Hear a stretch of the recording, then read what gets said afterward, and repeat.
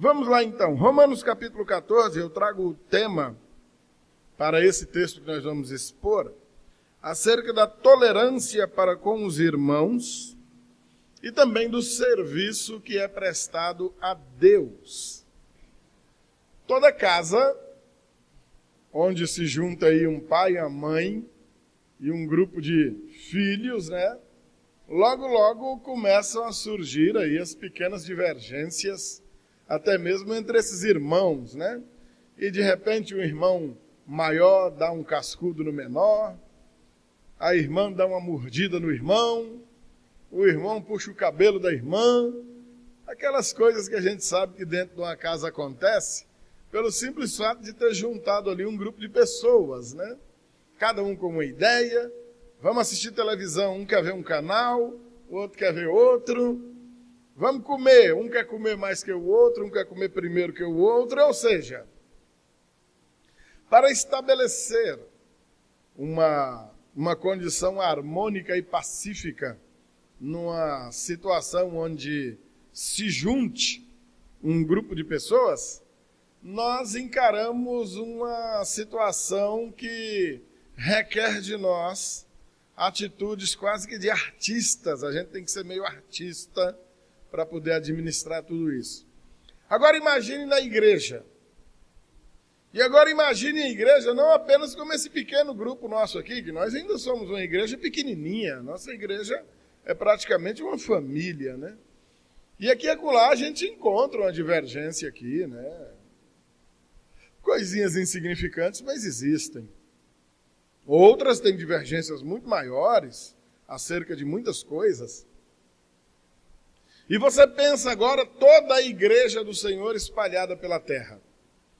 Só com a quantidade de denominações, a quantidade de nomes de igreja que existem. Todo mundo defendendo o seu ponto de vista, todo mundo capaz de brigar por aquilo que ele crê.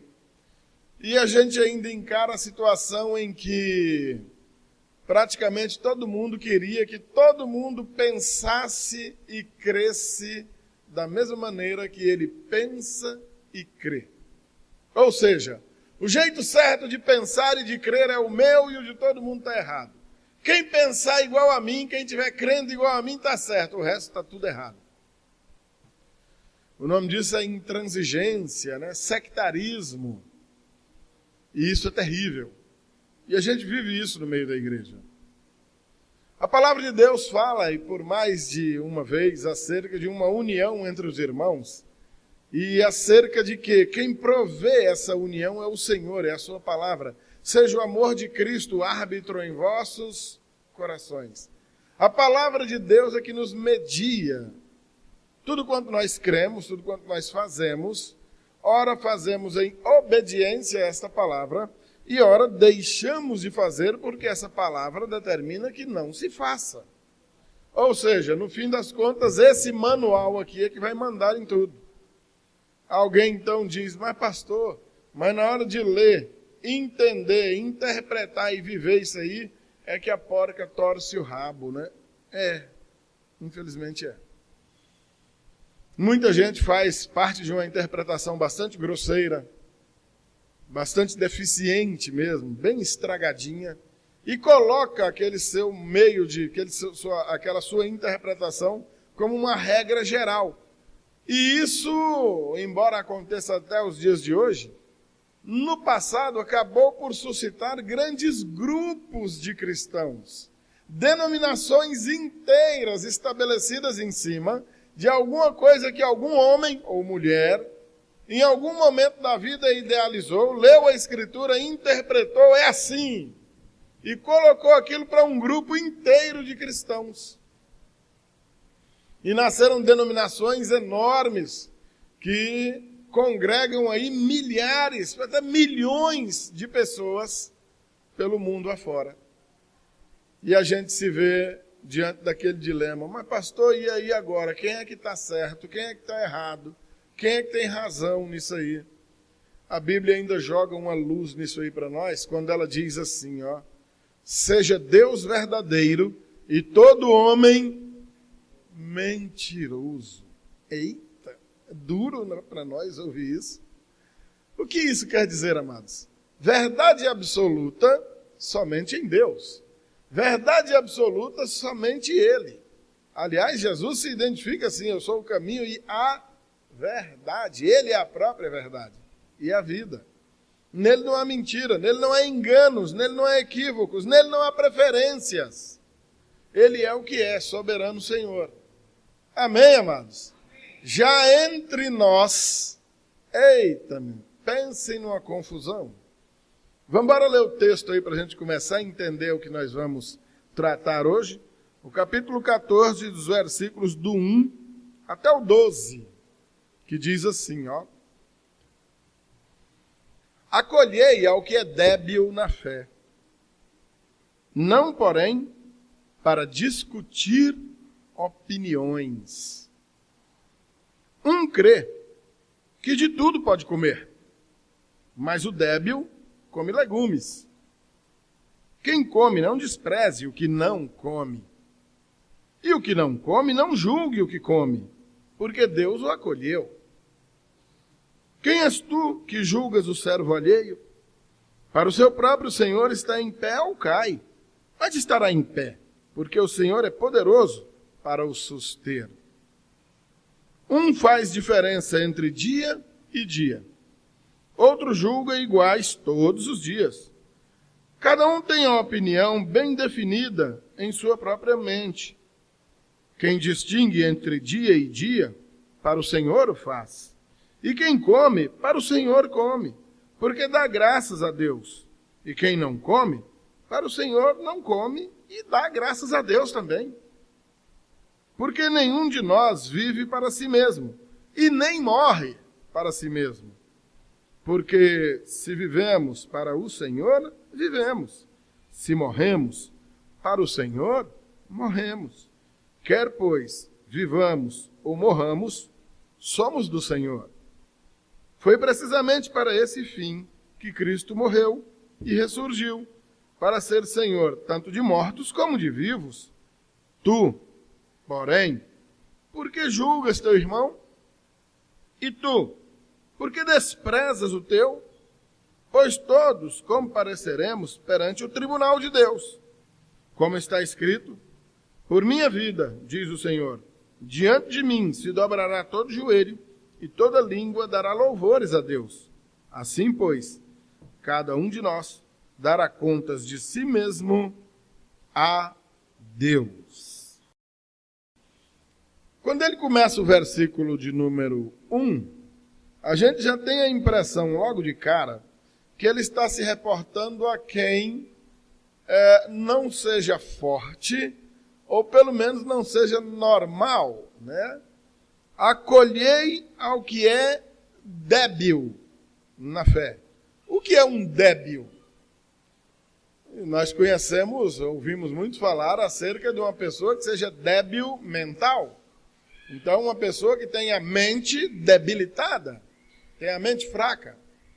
Conhecemos pessoas que são débeis fisicamente debilitadas, tem alguma deficiência, alguma limitação. E aqui agora ele está fazendo uma referência a um pessoal que, por mais que tenha saúde física, por mais que tenha saúde mental, mas tem uma fé debilitada, uma fé débil. Se ele não começasse com esse versículo, nós entenderíamos que realmente há um grupo de crentes que estão feito barata tonta. Barata, quando você bate um veneno nela e a bicha não morre, você já viu como é que é? Ela fica correndo e capota, vira com as perninhas para cima, e vira de novo, e anda mais um pedaço, mas não sabe nem para onde está andando.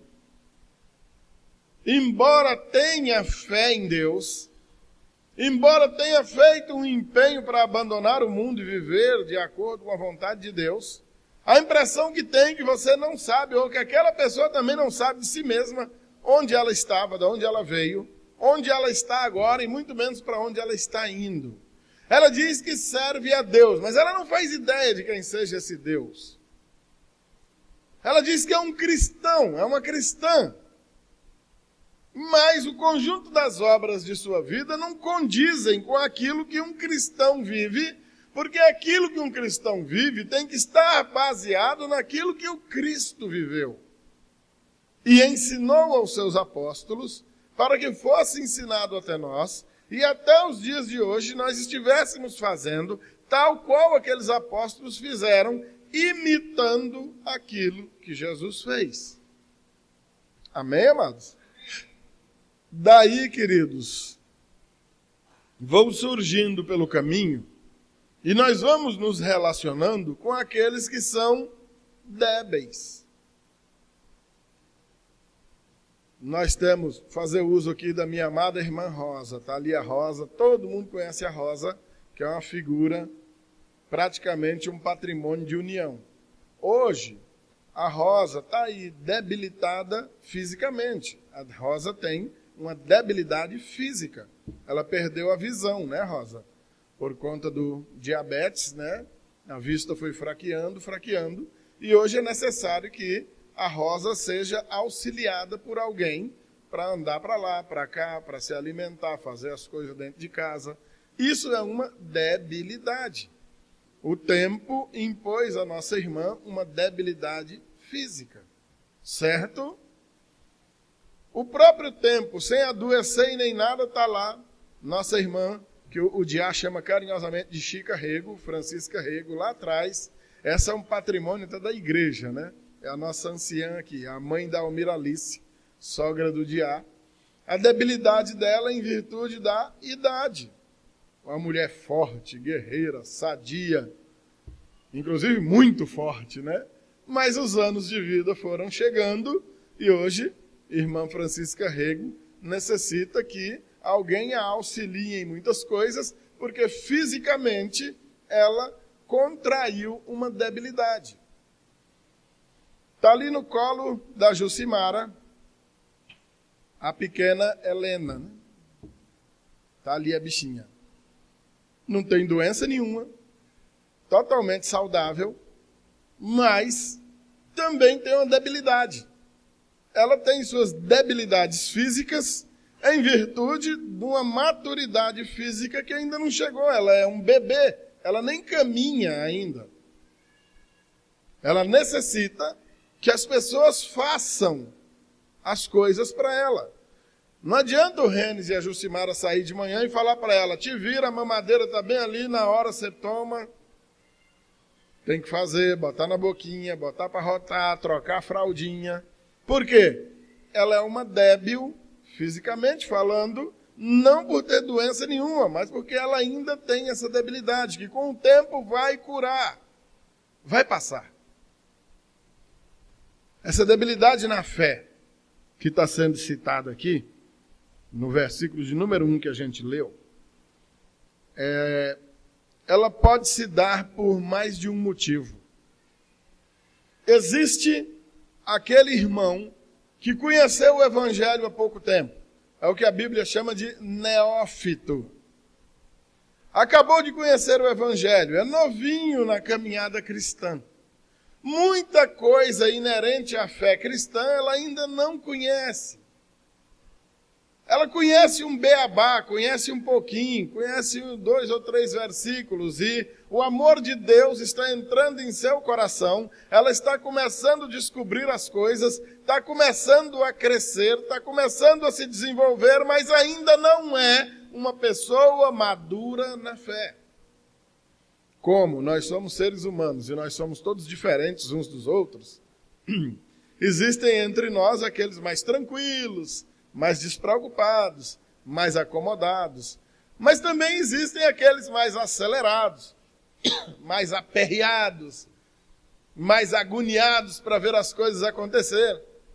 E ao longo desses anos na igreja, eu tenho visto pessoas que se convertem hoje, daqui a um mês estão vindo, pastor, o senhor quiser me dar uma oportunidade aí para mim trazer uma palavra, para mim pregar, e a gente tem que chamar ele num canto e dizer, irmão, calma. Em nome de Jesus, o meu sonho é te ver pregando mesmo. Mas você ainda não está em condições. E às vezes ele fica magoado, fica chateado. E sai daqui e vai embora para uma outra igreja, porque lá na outra igreja o pastor dá a oportunidade para ele.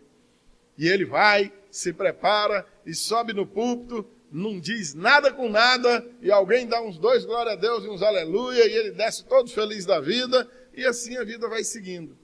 Mas ele ainda é um débil na fé.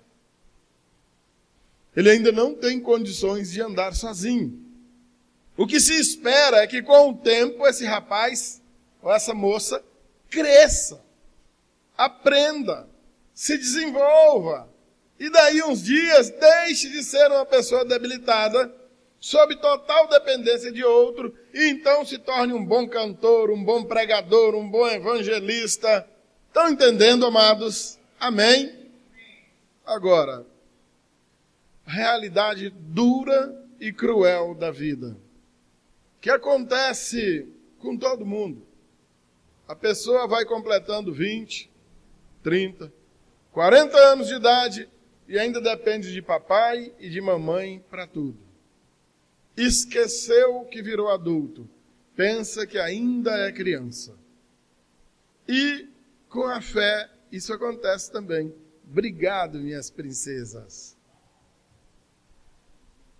A pessoa se converteu, passou 1 ano, passou 2, passou 5, passou 10, e a pessoa continua débil na fé. Não cresceu. O autor de Hebreus fala disso com tanto pesar. Ele diz, olha, quando vocês já deveriam ser mestres, é necessário que eu volte a falar para vocês de rudimentos da fé. Que coisa, né? Paulo também fala disso, dizendo para alguns irmãos que, em 1 Coríntios capítulo 3, os primeiros versículos, eu gostaria de falar com vocês como a espirituais, mas eu estou tendo que falar com vocês como a carnais. Leite vos dê a beber, porque vocês ainda não podem comer arroz com feijão e a panelada do Eximar, com farinha de puba. Tá um veão, mas tem que comer papinha, mingauzinho. A Bíblia trata dessa questão. Então, quando ele entra nessa argumentação aqui, acerca de não julgar essas coisas, ela apresenta primeiro um contraste entre pessoas experimentadas na fé e pessoas débeis na fé. Fisicamente, sadio, grandão, forte, anda para todo lado, enxerga que é uma beleza, mas a fé debilitada. E olha a característica. Logo de cara, o que Paulo está dizendo? Esses irmãos não devem ser desprezados. Pelo contrário, esses irmãos devem ser acolhidos. Acolhei ao que é débil na fé. Por mais que ele esteja dando trabalho, por mais que ele esteja agindo de modo inconveniente, o que se espera, e a gente vai deduzir isso daqui, é que a gente tenha a devida paciência para que esse irmão amadureça, que ele cresça. Mas é importante que isso aconteça no seu devido tempo. Evidentemente, você não pode vir aqui pregar com 1 mês de convertido. Todavia, é um tanto triste, você já está com 4, 5, 6 anos de convertido e ainda não está fazendo essas coisas.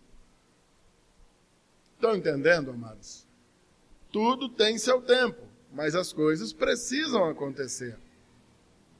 Acolhei ao que é débil na fé.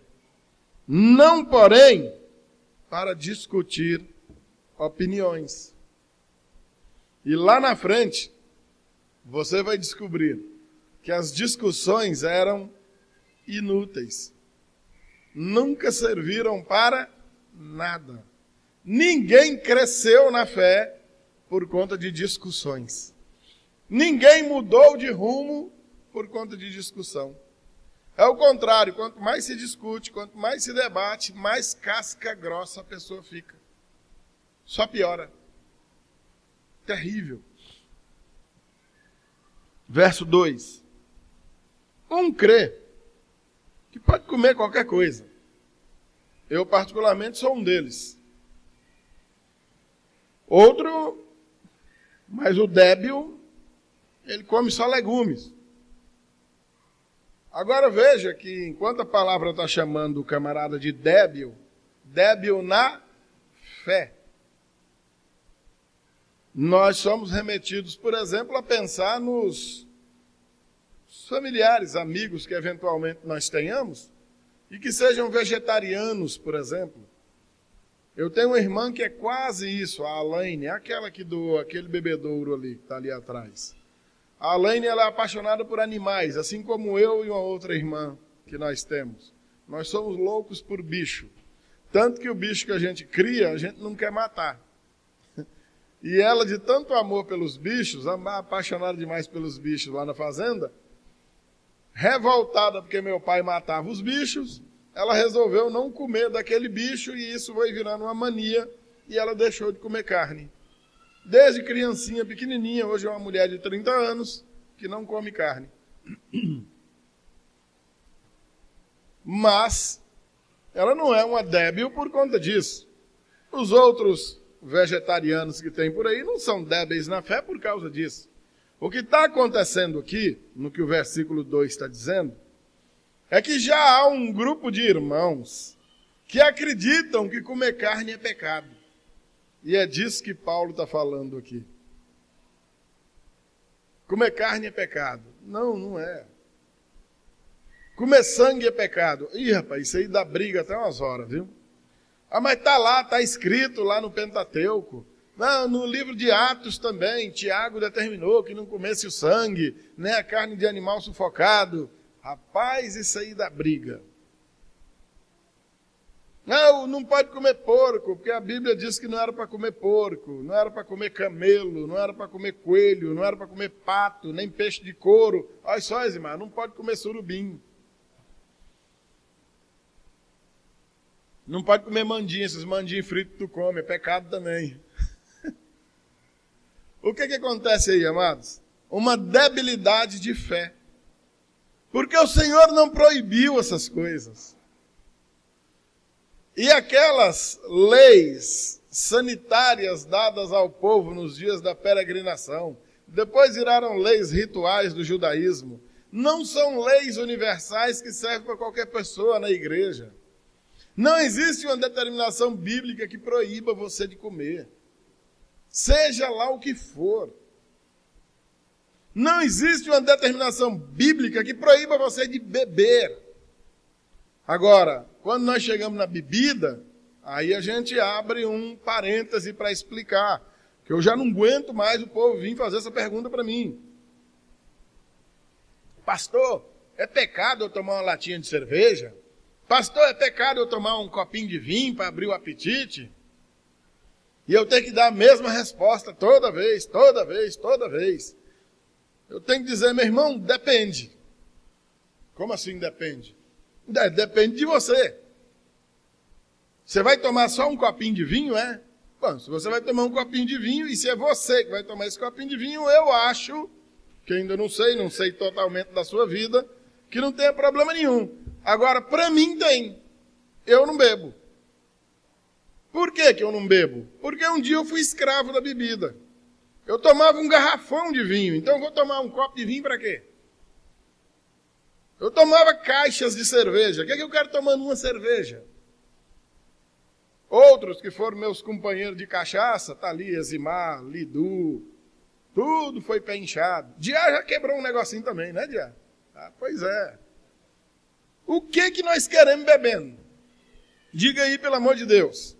Uns pés de cana que nem nós, vão tomar uma latinha de cerveja, vão tomar um copinho de vinho, para quê? Qual é a finalidade disso? Me diga aí.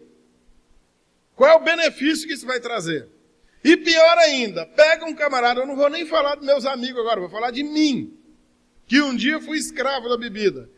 E se eu tomo esse diacho dessa latinha de cerveja e resolvo não parar nela? E da primeira eu tomo a segunda, e da segunda eu tomo a terceira, da terceira eu tomo uma caixa. Como é que fica?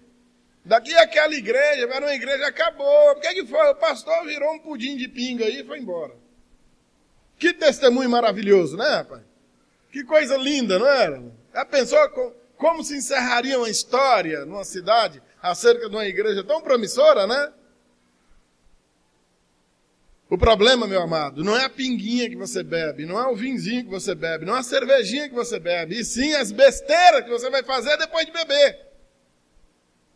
E grandes besteiras. Que coisa feia. É um homem fora de seus sentidos. Um homem que não se governa.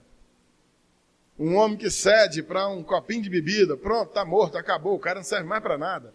Não fala nada que se aproveita. Não faz nada certo. Não respeita ninguém. Sendo assim, não é melhor deixar essa porcaria de lado? É proibido beber? Não, não é. Mas qual é o benefício que vai te trazer? Vamos botar na balança. Entre os males e os benefícios, o que é que vai pesar mais? Porque benefício eu não lembro de nenhum. Agora males, vamos começar a fazer uma lista? O dia amanhece e a gente não termina. A comelança é a mesma coisa. É proibido comer carne? Não, não é. Mas para nós que temos uma gotazinha, Zimar, não é bom deixar de comer? Não é bom nós fritar um ovinho? Ao invés de comer uma banda de um cabrito, frita um ovinho, come ali uma perninha de um frango, né? E vai dormir. Colesterol do caba está lá em cima e o cara está na picanha gorda. Ó. É proibido? Não, não é, cara. Mas vamos na manha, vamos devagar com os negócios aí. Rapaz. Bota um bifinho menor aí, já tá bom. Joga arroz por cima. Tudo com decência e com ordem. Nada é proibido. Mas tudo tem que ser feito com sabedoria. O débil exagerou. É proibido. O camarada passa o ano inteiro fazendo besteira. Quando chega na quaresma, não come carne. E aí? Só quem se deu bem nessa foi o pobrezinho dos bichos, né? Mas quando chegar no sábado de aleluia, vão morrer tudo, do mesmo jeito. Meu pai, a mesma coisa. Meu pai, na quaresma, ele não bebe. Aí eu até gostei. Eu falei, puxa vida, pai, podia determinar uma quaresma aí o ano todo, não era? Ele passa a quaresma sem beber. Quando é no sábado de aleluia, ele vira um lobisomem. Aí ele tira o atraso da quaresma todinha. Ô pai, tudo estava indo tão bem. Por que não continuou? Estão entendendo, amados? Onde reside a debilidade de fé? É proibir aquilo que Deus não proibiu e deixar de se policiar naquilo que o homem, a mulher que tem juízo, deve se policiar. Nada é proibido, mas tudo tem que ser feito com decência e ordem. Somos homens e mulheres de fé. Como homens e mulheres de fé, nós fazemos aquilo que o Senhor determinou e evitamos aquilo que Ele coibiu. Sabedoria. Sabedoria que vem do alto. Versículo 4. Aliás, ainda no 3, né? Quem come, não despreze o que não come. E o que não come, não julgue o que come. A questão são esses julgamentos. Tu quer comer, meu irmão? Coma. Mas não obrigue os outros a comer. Você não quer comer, amado? Então não coma. Mas não coloque uma condição, inclusive para a salvação da alma da pessoa, pelo fato dela deixar de comer aquilo ou não. Se você comer isso aí, você vai para o inferno. Meu amado, que é isso? Que conversa besta é essa? Jesus foi um sacrifício tremendo daquele na cruz para você ir para o inferno porque comeu um chouriço? Que absurdo! Verso 4. Quem és tu que julgas o servo alheio? Quem promove esses julgamentos é Ele, e não nós. Não cabe a nós julgar esses comportamentos. Não cabe a nós julgar essas atitudes. Se você come, não julgue o que não come. Se você não come, não julgue o que come, pronto. Por quê? Para o seu próprio Senhor está em pé ou cai, mas estará em pé, porque o Senhor é poderoso para o sustentar de pé. Verso 5. Um faz diferença entre dia e dia, outro julga iguais todos os dias. Nós temos, por exemplo, no nosso meio, nossos irmãos adventistas de sétimo dia, que imitando os judeus do passado que guardavam o sábado esse que Jesus passou por cima igual um trator, mas eles parece que não viram, Eles são capazes de condicionar a salvação da alma, a pessoa, à guarda do sábado ou não. Então eles até se consideram mais santos do que nós, porque guardam o sábado. Inclusive eles estão indo para o céu, porque guardam o sábado, e nós estamos perdidos porque não guardamos. Vocês estão entendendo, amados? Tamanho da besteira. Mais uma vez, Jesus faz aquele sacrifício todo na cruz, para redimirmos de nossos pecados, para libertar a nossa alma, para nos salvar, nos arrancar do inferno, e nós vamos para o inferno porque trabalhamos no sábado. Estão entendendo, amados? O que é debilidade na fé? O que é uma fé débil? Tem ares de fortaleza, parece que é forte, mas é fraca. Mais fraca que choque de pilha, coice de leitão. Ainda, cada um tem a opinião bem definida em sua própria mente. Quem distingue entre dia e dia, para o Senhor o faz.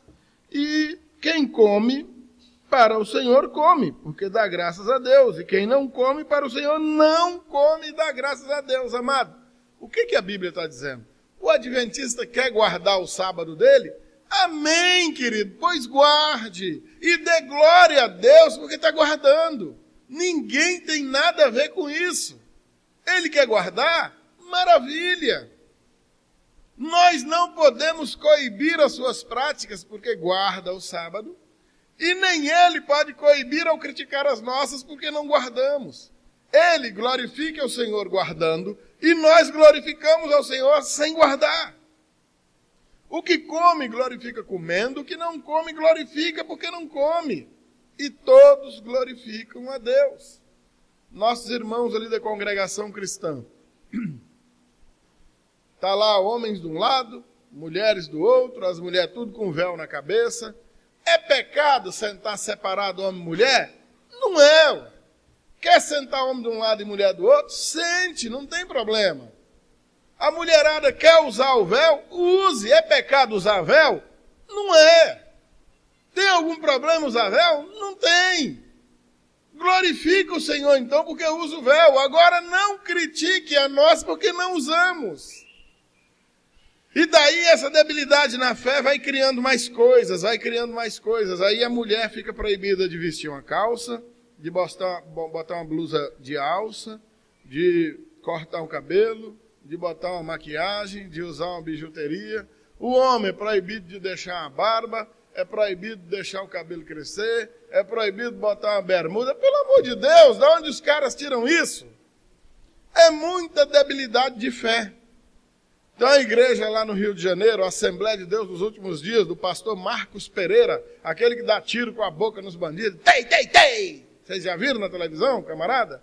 Vocês já viram as roupas das mulheres da igreja daquele camarada? Já viram mesmo? Quem já viu? Ninguém. Só a Vera. Nunca viram não, amados? Pastor Marcos Pereira, aquele que entra nas favelas lá do Rio de Janeiro, toma gente lá que os bandidos iam matar, andou até preso uns dias atrás, ficou uns dias na cadeia. O que ele faz na igreja dele? Ele colocou nas mulheres um roupão que parece aquelas capas de bujão. Literalmente. Botou aquela capa de bujão na pobrezinha da mulher, enrola o cabelinho dela aqui, faz um coque, só fica a cabeça da mulher aqui de fora e a mão. O resto tudo tampado. Numa entrevista, aquele repórter do SBT, Cabrini, Roberto Cabrini, por que ele determinou aquilo? Ele foi, pelo menos foi sincero, foi positivo. Nas palavras, inclusive ele foi preso acusado de estupro. Não, se estuprou, não sei, ou sim ou não sei. Isso é problema da polícia para lá. Mas ele confessou mesmo que tem dificuldade em ver a mulher, em contemplar o corpo feminino. Então ele se sente mais à vontade colocando a pobrezinha da mulher debaixo daquela burca, daquela capa de bujão, que dessa maneira ele não vê as curvas, não vê nada e está protegido, no caso, dele mesmo, né? O que a mulherada tem a ver com isso? E o mais curioso é que as pessoas se sujeitam a isso. Muita loucura. Como é que é o nome disso? Debilidade na fé. Agora, vamos lá. É proibido a mulher usar aquele roupão? Não.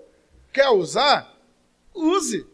Agora não imponha isso a ninguém como uma regra de fé, porque a Bíblia não mandou. Não existe uma determinação aqui para que se faça isso. Estão entendendo, amados? Amém? Você vai discutir com a pessoa por causa disso? Não. Ele virá discutir contigo. O que é que você faz? Cala a boca. Fique calado. Olha, você tem que usar assim, você tem que guardar esse dia. Olha, você não pode comer isso. Amém, irmão. Deus abençoe. Deixa eu cuidar da vida aqui.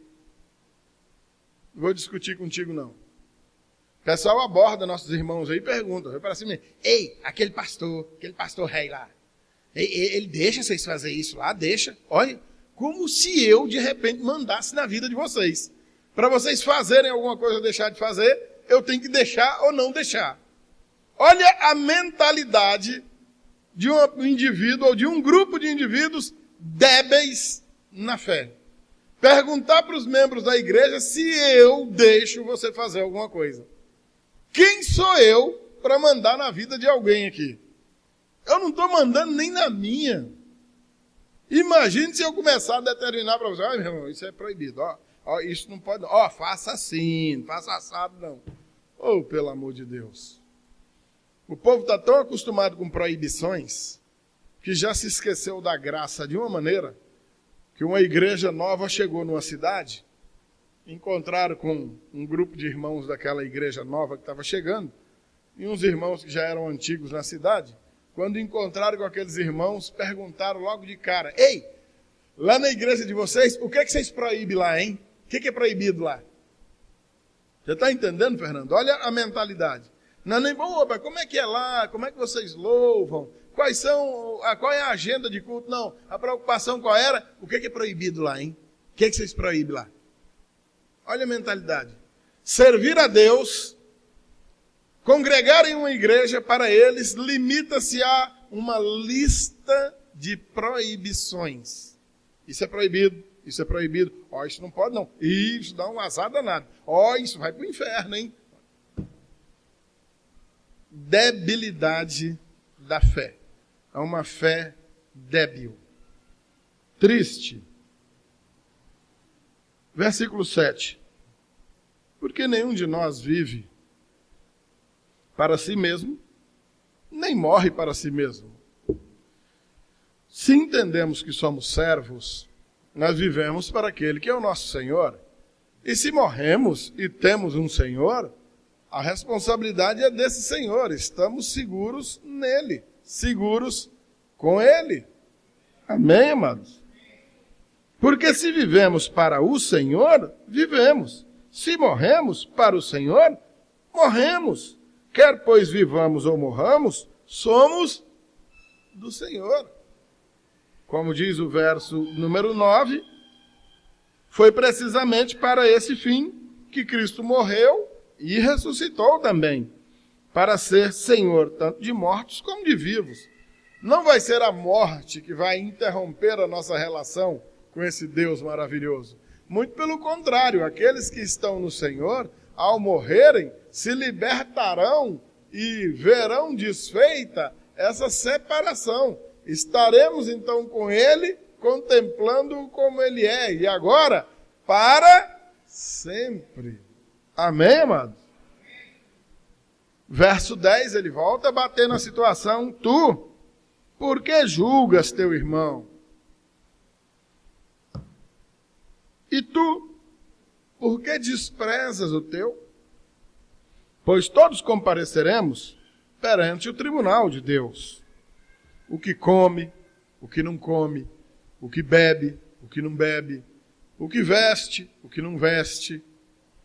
Todos, sem exceção, experimentamos o julgamento do Senhor. Se o Senhor é Ele e não somos nós, estejamos preparados de consciência limpa e tranquila para nos encontrarmos com esse Senhor maravilhoso para esse julgamento. e não para os julgamentos e crivos deficientes dessa nossa fé debilitada. Como está escrito, verso 11, por minha vida, diz o Senhor, diante de mim se dobrará todo joelho e toda língua dará louvores a Deus. Como o Júnior cantou aqui, a terceira questão. Anjos, principados, potestades, todos se prostram diante da sua majestade. Amém, amados? Assim, pois, cada um de nós dará contas de si mesmo diante de Deus. Desse modo, amados, entendemos que há um serviço para ser prestado e nós nos empenhamos para prestar um bom serviço. Há uma relação entre irmãos que precisa ser alimentada mediante uma boa manutenção. Eu te respeito, você me respeita, eu sirvo a você, você serve a mim. Nós, como um corpo, servimos a Deus. O grande agradado nisso tudo é Deus. E nós nos empenhamos para viver bem, harmonicamente, pacificamente. Como diz também o autor de Hebreus, segui a paz com todos e a santificação, sem a qual ninguém verá o Senhor.